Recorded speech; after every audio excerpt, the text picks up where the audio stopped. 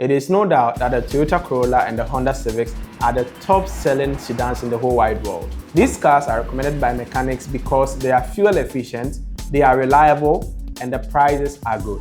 Now, it is likely that when you call a child on the road and you ask them what car do they know, they are likely going to mention the Toyota Corolla or the Honda Civic. Today, I'm going to talk to you about why these cars are not good for Ghana. Let's get to it. So let's talk about the very first thing. These two cars, especially the Honda Civic, it sits too low, right? With a type of clearance which is 4.9 in the Honda Civic and 5.5 in the Corolla, these could actually plague you.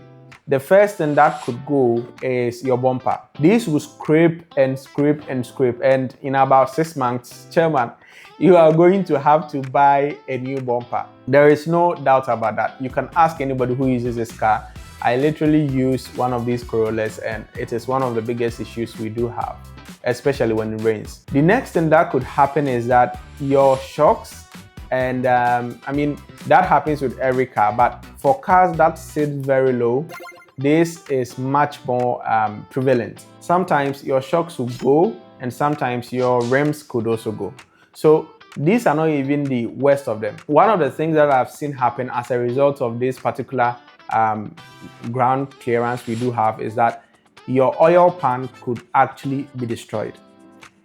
See, when that happens, because of the scraping and the low clearance, when that happens, sometimes you wouldn't even notice that it is happening. If you are lucky enough to catch it very early, right, then you could prevent a catastrophic engine failure. But if you're unlucky, you're going to have to, yes, replace your oil pan, which is quite expensive, and also replace your engine. Because if all of the oil drains out of your engine, you're going to be left with catastrophic failure repairs that cost a lot of money. The second reason why I say these cars are not good for Ghana is because of their air intake system. As a result of sitting very low, right, they could potentially have an issue or cause the engine to go into hydrolock. Now you may ask, what is hydrolock?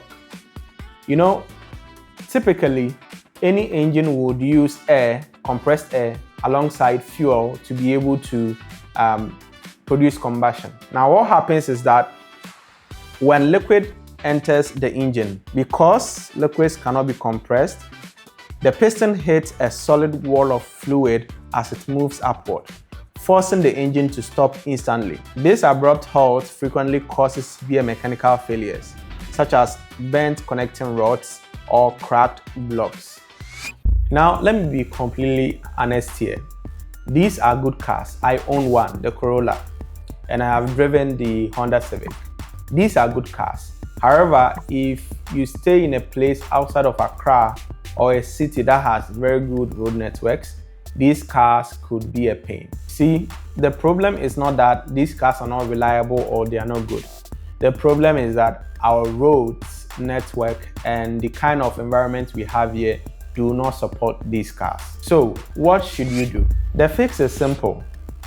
You can buy an SUV. Very good ones are the Toyota RAV4 and the Honda CR-V. These have similar reliability as the Toyota Corolla and the Honda Civic. However, if you are in the market and you want to buy a car and you have the means to buy a CR-V or a RAV4, you should take that over the Toyota Corolla or the Honda Civic. Unless, of course, you are ready to deal with the bumper issues.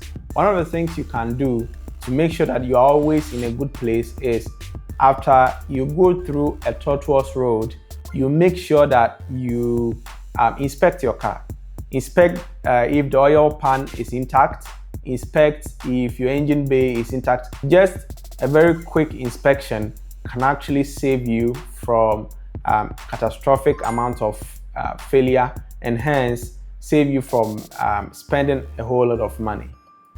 In addition, what you could also do is to avoid going through at least water that is 12 centimeters. Now you ask me, how do you know 12 centimeters? There is a very good rule to actually know this. If the water you're going to pass through passes more than half of your car tire, it means your car has a great chance of becoming buoyant and hence losing traction. This is deadly as your car won't be able to move within the water. A very high amount of water is also effectively going to cause the hydrolock, which we've already discussed. Hello guys, thank you for watching this video. If you made it this long, then please take the time to subscribe and like the video. I started this channel to educate and learn about automotives. I'll be very happy if you join this journey. Thank you so much.